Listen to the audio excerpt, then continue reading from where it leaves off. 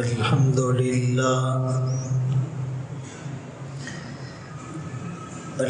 لله وكفى والصلاة والسلام على من لا نبي بعده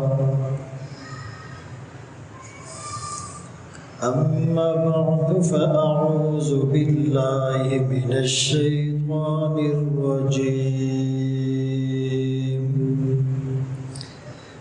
بسم الله الرحمن الرحيم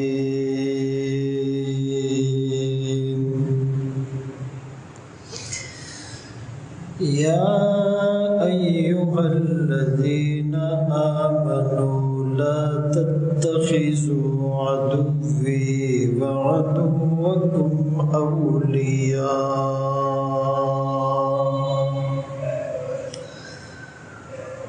وقال الله تبارك وتعالى في مقام آخر يا أيها الذين آمنوا لا تتخذوا اليهود والنصارى أولياء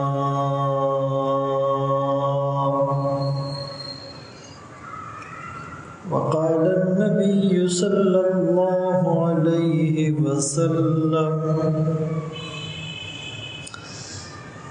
الدين النصيحة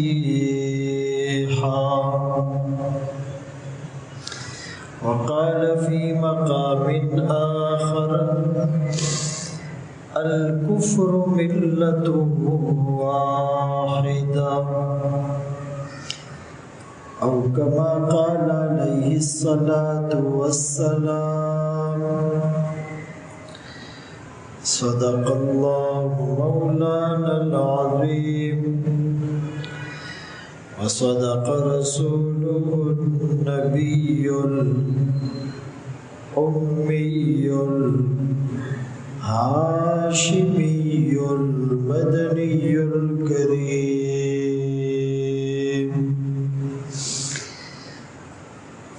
ونحن على ذلك لمن الشاهدين والشاكرين والحمد لله رب العالمين.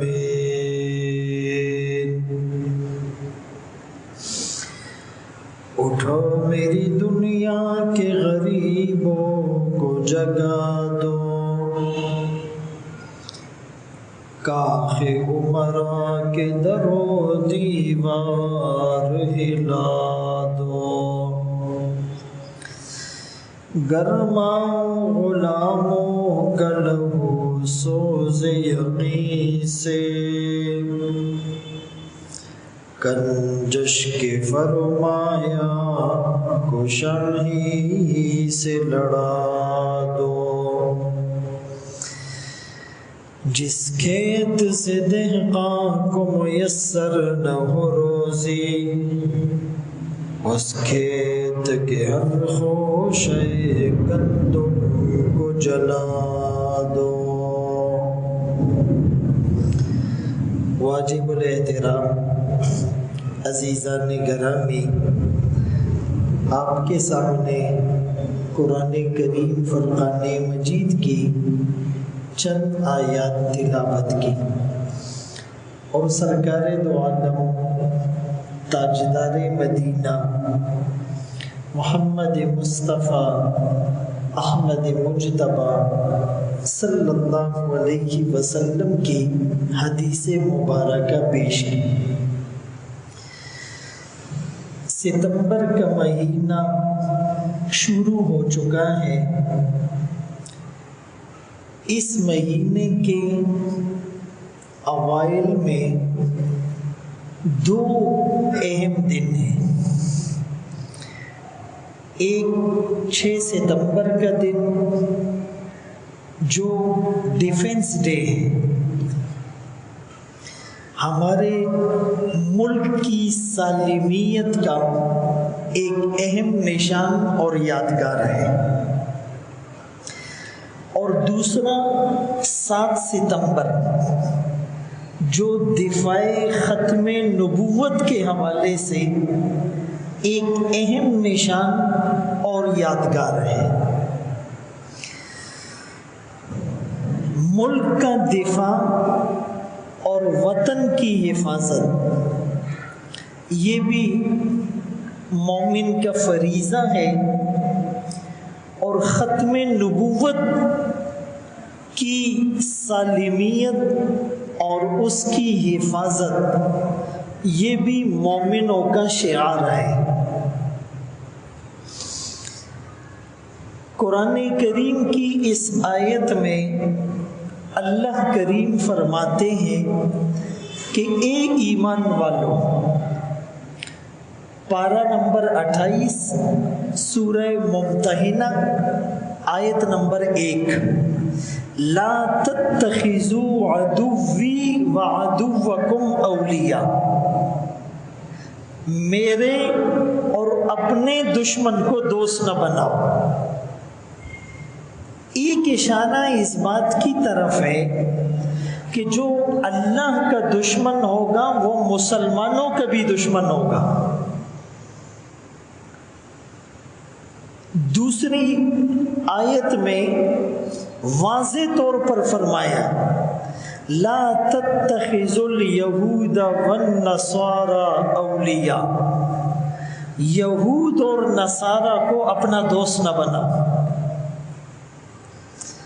تیسری آیت میں فرمایا لا تتخذوا الذین اتخذوا دینکم ہزوا ولعبا،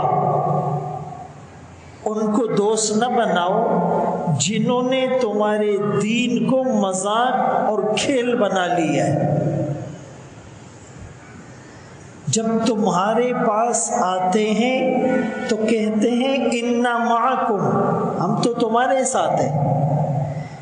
جب اپنی گیدرنگ میں جاتے ہیں تو کہتے ہیں ہم تو مسلمانوں سے دل لگی کر رہے تھے۔ اسی طرح ایک آیت میں یوں فرمایا کہ ان کو اپنا رازدار نہ بناؤ، اپنا سیکرٹ انہیں نہ بتاؤ،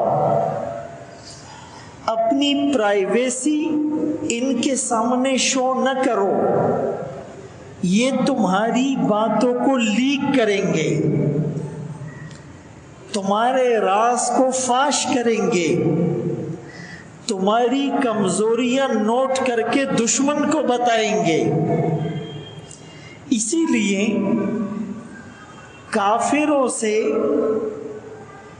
معاملات تو بعض صورتوں میں جائز ہے، لین دین بھی بعض صورتوں میں جائز ہے، سوائے قادیانیوں کے۔ قادیانی ایسا کافر ہے کہ اس سے لین دین اور معاملات بھی جائز نہیں ہے۔ وہ کیوں، اس کی تفصیل میں آگے بتاؤں گا۔ لیکن قلبی محبت، دل کی محبت کسی کافر سے جائز نہیں ہے۔ یہ مومن مومن سے کرے گا، مسلمان مسلمان سے کرے گا۔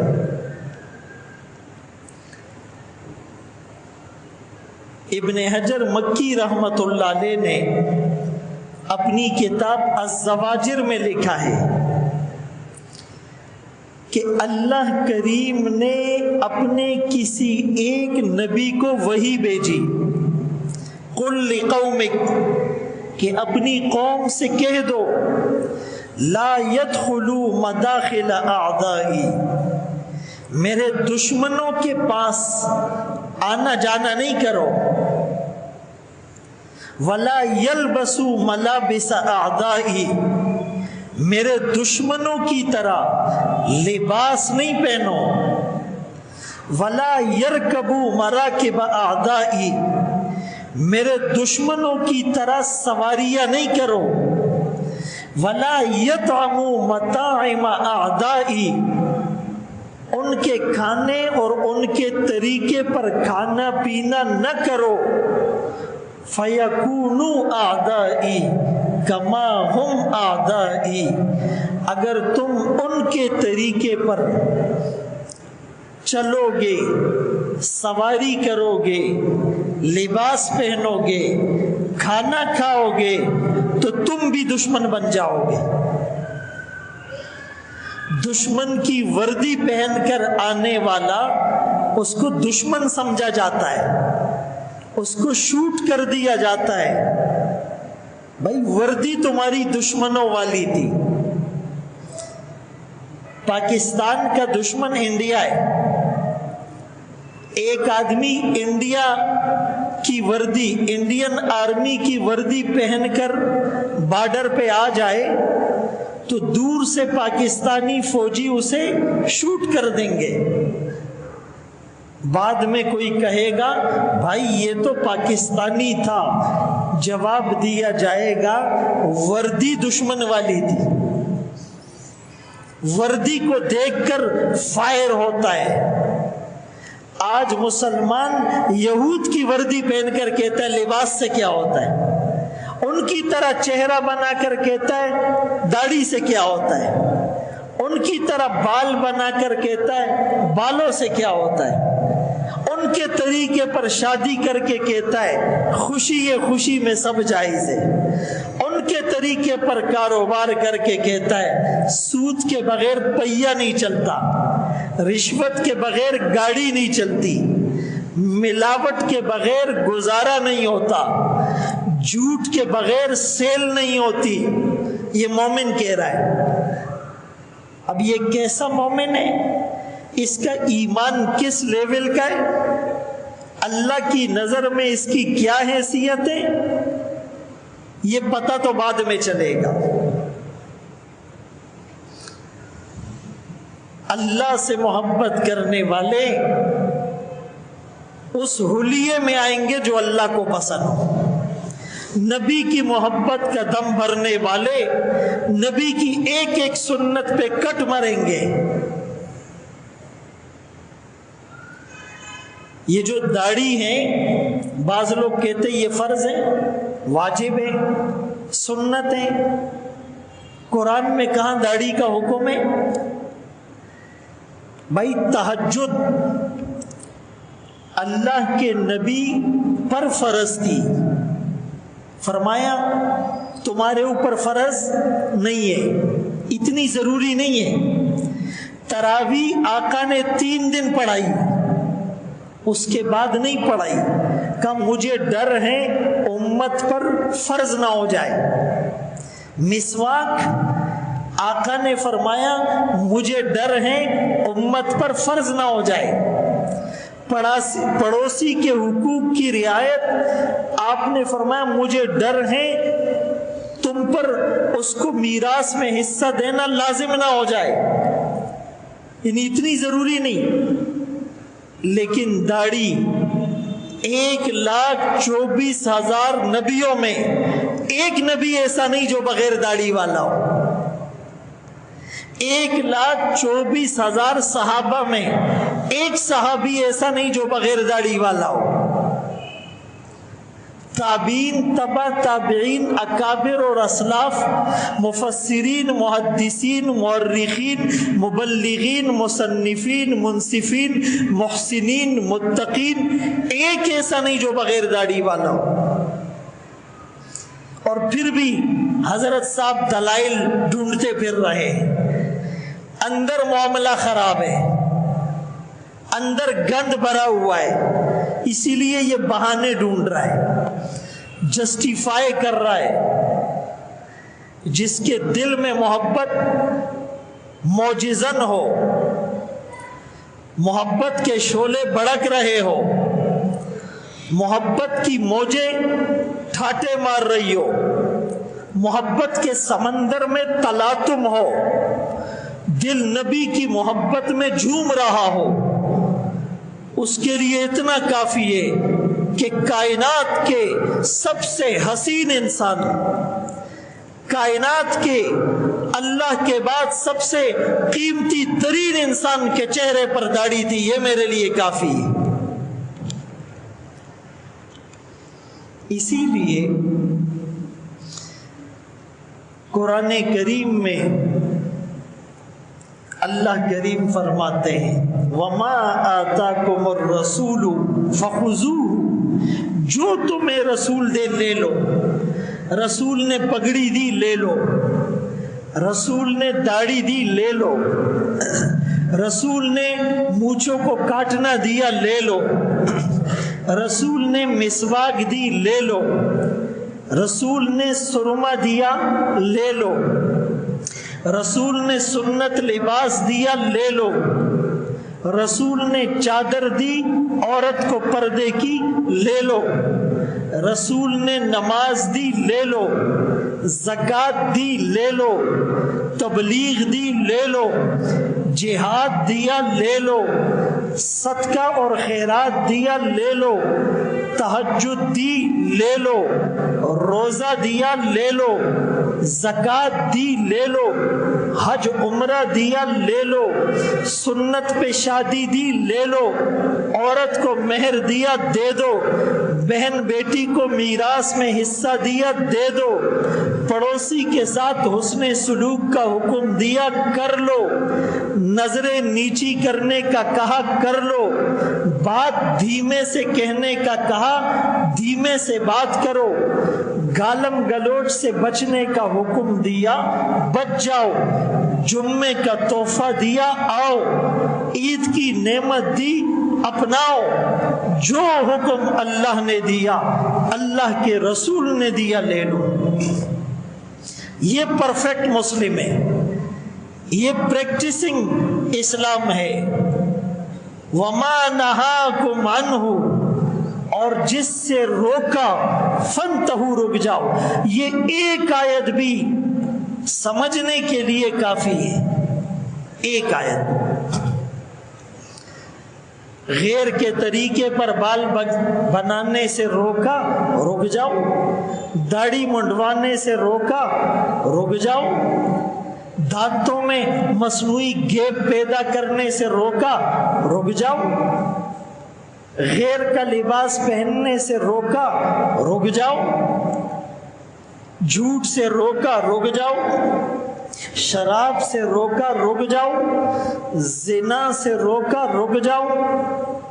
قتل سے روکا، رک جاؤ۔ رشوت سے روکا، رک جاؤ۔ سود سے روکا، رک جاؤ۔ ملاوٹ سے روکا، رک جاؤ۔ غصب کرنے سے روکا، رک جاؤ۔ یتیم کا مال کھانے سے روکا، رک جاؤ۔ مہر میں ڈنڈی مارنے سے روکا، رک جاؤ۔ میراث میں بہانے کرنے سے روکا، رک جاؤ۔ بے پردہ عورت کے نکلنے سے روکا، رک جاؤ۔ مرد عورتوں کے اختلاط کو روکا، رک جاؤ۔ غیر کے طریقے پر شادیوں سے روکا، رک جاؤ۔ ایک آیت پر عمل کر لو، بات ختم۔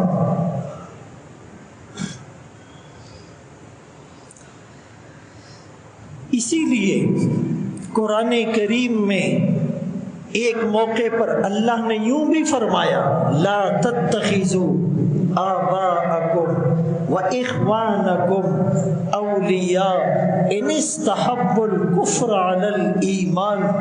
اے ایمان والو، اپنے باپ کو، اپنے بھائی کو اپنا دوست نہ بنانا اگر وہ اسلام پر کفر کو ترجیح دے۔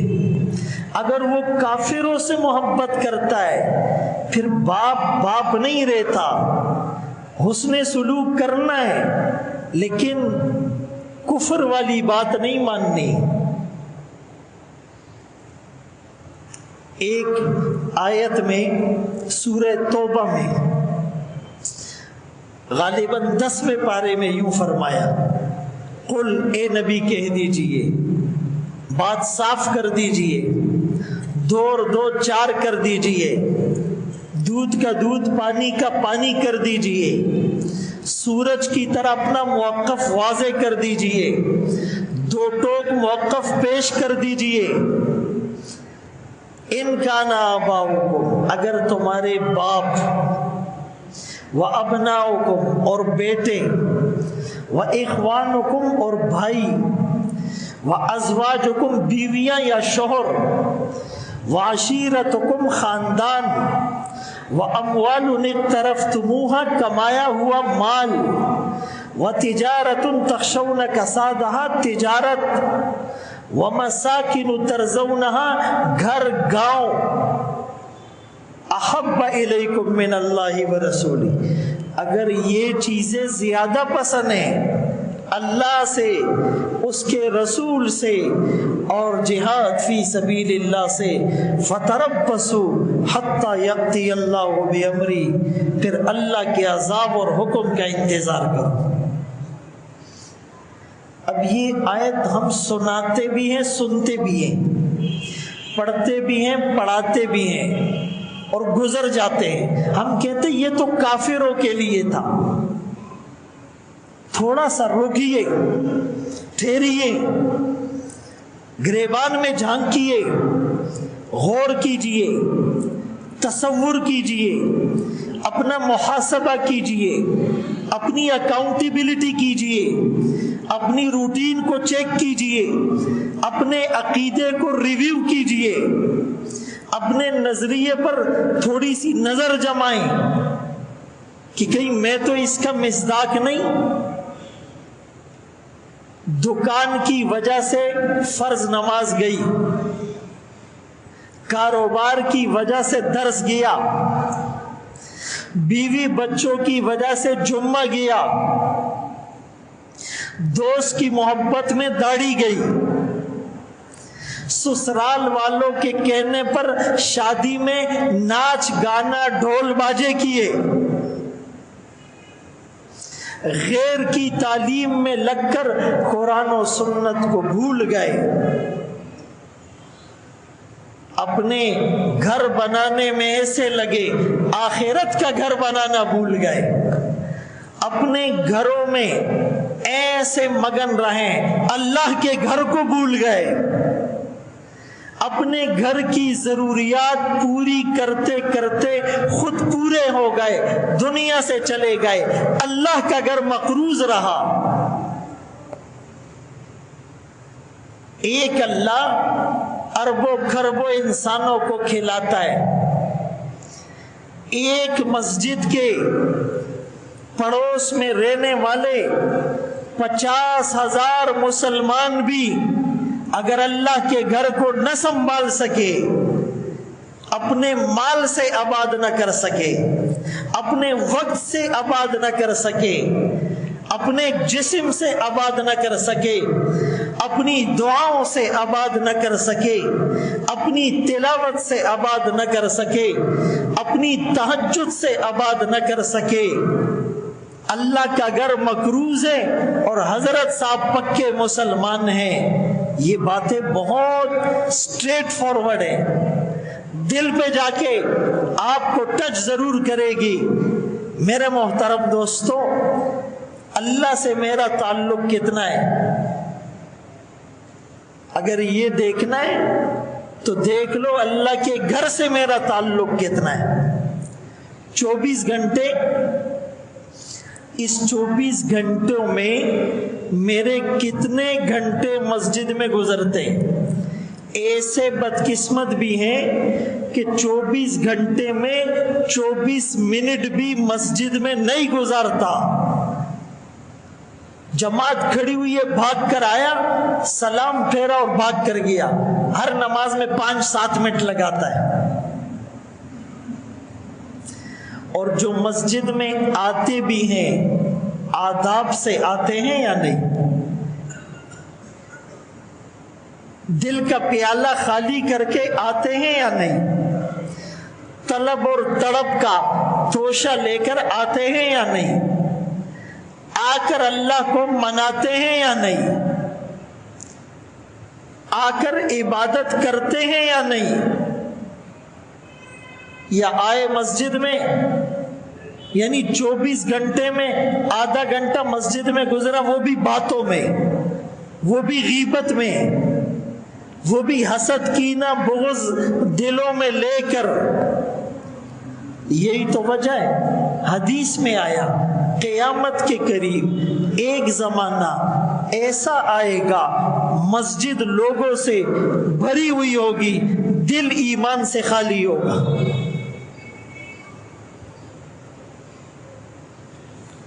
میرے محترم دوستو، میں عرض کر رہا تھا کہ 6 ستمبر کو ڈیفنس ڈے ہے. یہ ملک بھی اسلام کے نام پر بنا. اس ملک میں اسلام کے نفاذ کے لیے ہم کیا کر سکتے ہیں؟ 2 چیزیں آپ کو بتاؤں گا. ایک ہے دفاع اسلام کا دائرہ، کہ ہم نے اسلام کا دفاع کیسے کرنا ہے. دفاع اسلام کے 3 دائرے ہیں. پہلا دائرہ ذاتی دائرہ، میں اپنے بدن پر اسلام کو نافذ کر دوں. حکومت سے لائسنس لینے کی ضرورت ہے؟ حکومت سے پرمیشن لینے کی ضرورت ہے؟ حکومت سے NOC لینے کی ضرورت ہے؟ اس میں کوئی خرچہ ہوتا ہے؟ کوئی رکاوٹ ہے؟ کچھ بھی نہیں. آپ سنت کے مطابق بال رکھو، داڑھی رکھو، مونچھیں صاف کرو، کرتا پہنو، نظریں جھکاؤ. سب سے پہلا کام یہ کرو. یہ بہانہ ہے، اسلامی حکومت آ جائے تو مزہ آ جائے گا. مسجد داڑھی کنگھی کرنے کی جگہ نہیں ہے بھائی. میں عرض کر رہا تھا کہ ایک ذاتی دائرہ ہے، آپ اپنے بدن پر اسلام نافذ کرو. یہ اسلام کا دائرہ ہے. اور دوسرا دائرہ اپنے گھر اور سوسائٹی میں قومی دائرہ اسلام کو نافذ کرو. کس کس کے گھر میں حکومت نے ٹی وی اور ڈش کی تار زبردستی لگوائی ہے؟ کوئی ہاتھ اٹھائیں. ہو سکتا ہے وہی ڈر رہے ہو، حکومت نے کہا ڈش نہیں لگاؤ گے تو تمہیں ڈسمس کر دیں گے، قتل کر دیں گے، جیل میں ڈال دیں گے، جرمانہ لگے گا. کوئی ایک تو ہوگا، شاید اوپر کوئی بیٹھا ہو. یہ بھی نہیں. اپنے گھر میں اسلام نافذ کرو، اپنی دکان میں اسلام نافذ کرو، اپنی گلی میں اسلام نافذ کرو، اپنی شادی میں اسلام نافذ کرو. یہ دوسرا دائرہ ہے.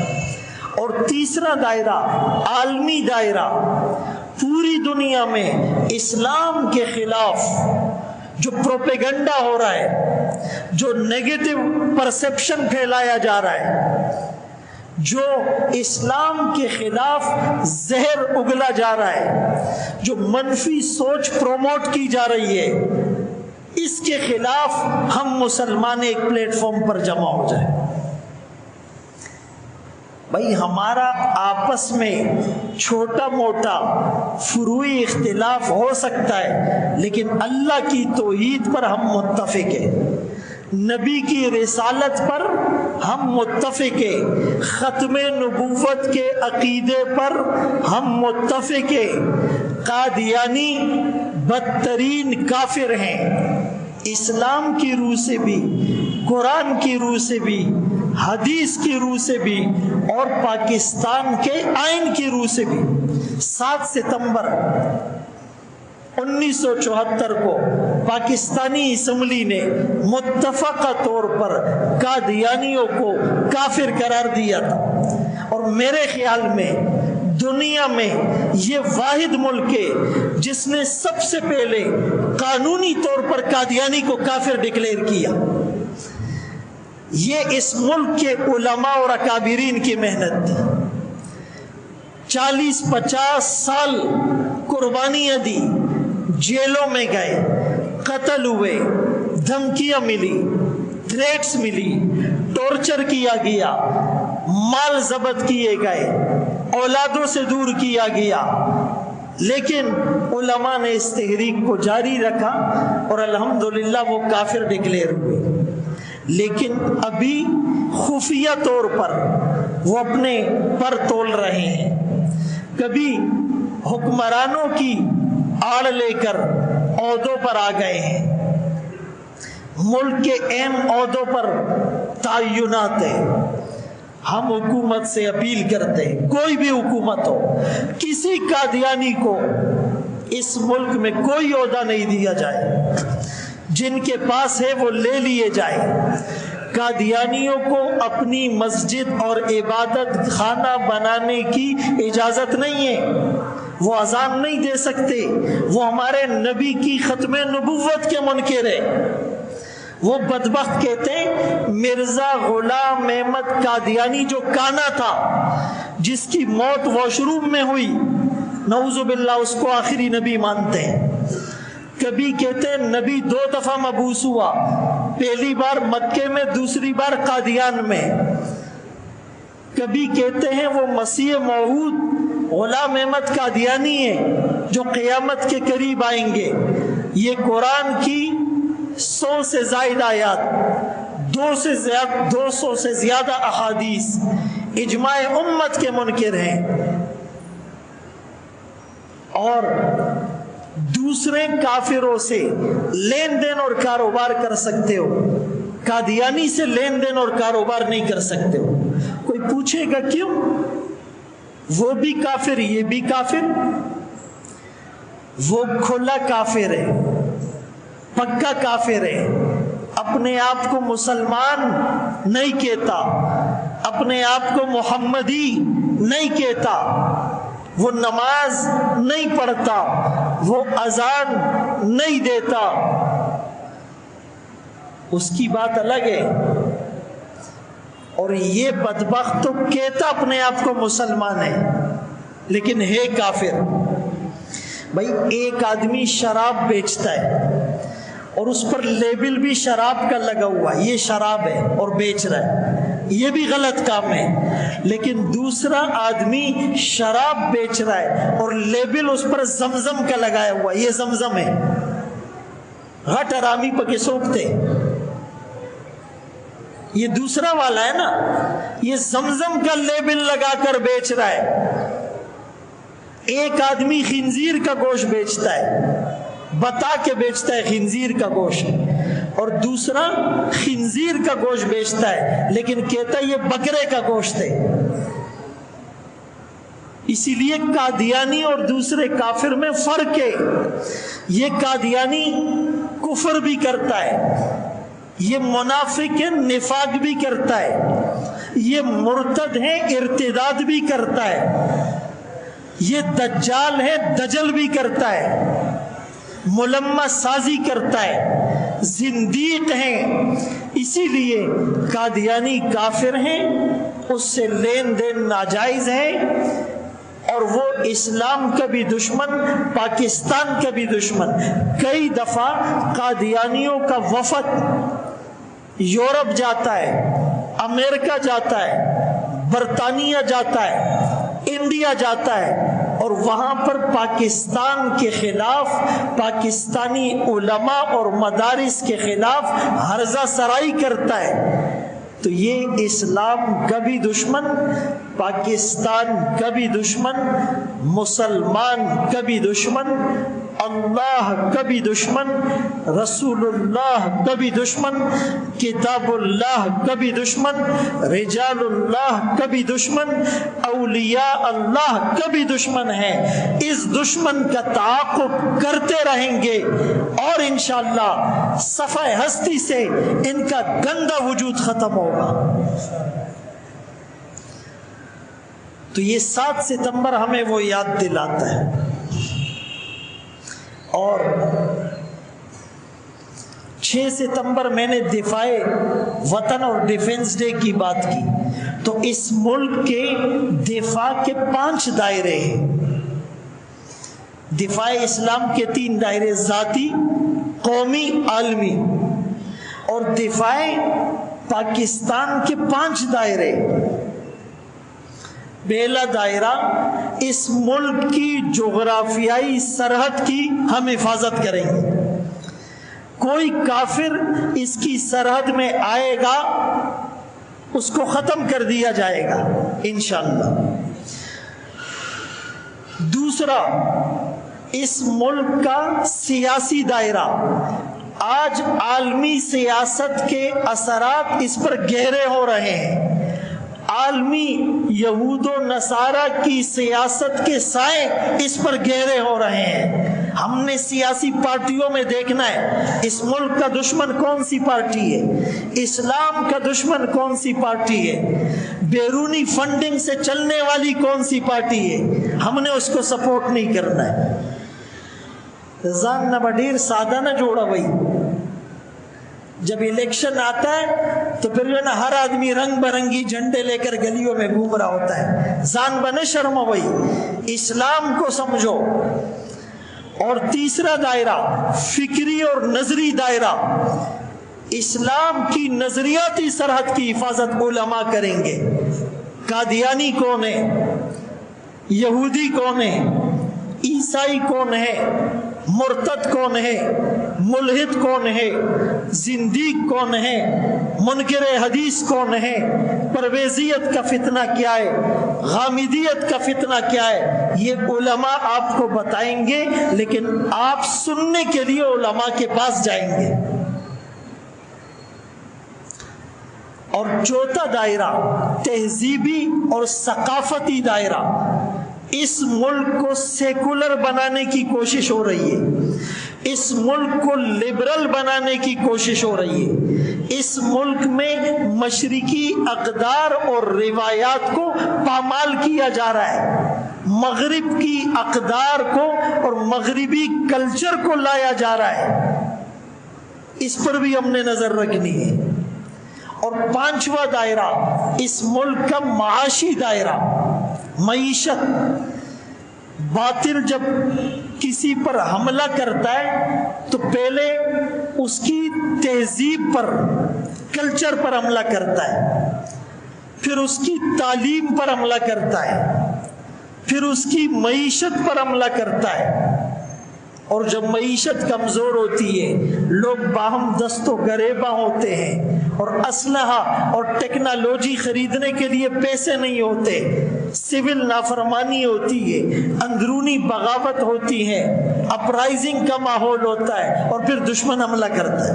اس ملک کی معیشت کی بھی ہم نے حفاظت کرنی۔ آج ہمارے اس ملک کی معیشت IMF اور ورلڈ بینک کے رحم و کرم پر ہے۔ 10 دسمبر 2011 روزنامہ پاکستان لاہور سے چھپتا ہے، اس میں ایک سوئس جو بینک ہے اس کے افسر کا بیان آیا کہ سوئس بینکوں میں پاکستانی حکمرانوں کا، ارباب اختیار کا، بیوروکریسی کا، ٹیکنوکریٹس کا اتنا پیسہ پڑا ہوا ہے کہ اگر وہ پیسہ پاکستان میں واپس آ جائے تو 30 سال تک ٹیکس فری ہو جائے گا۔ دوسرا بیان دیا، اتنا پیسہ ہے کہ اگر ہر پاکستانی کو 20,000 روپے بانٹ دیے جائے تو 60 سال تک یہ ختم نہیں ہوں گے۔ ہمیں کچھ بتایا ہی نہیں جاتا ہے، 2-3 موٹی موٹی باتیں بتا کر چلو بھائی جان بھی قربان ہے، تن بھی قربان ہے، دھن بھی قربان ہے۔ اپنے آپ کو آگاہ کرو، قرآن میں ساری چیزوں کی رہنمائی موجود ہے، حدیث میں موجود ہے، لیکن مسلمان کے پاس ٹائم بچے گا تو مسجد میں آئے گا، درس میں بیٹھے گا۔ ہر اللہ فقیر کم از کم دن میں 3-4 گھنٹے فیس بک دیکھتا ہے، میں غلط تو نہیں کہہ رہا ہوں، ہر آدمی دیکھے میں دن میں کتنا موبائل یوز کرتا ہوں،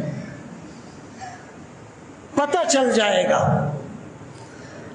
اپنے ایمان کا لیول معلوم ہو جائے گا، آنکھیں کھل جائے گی،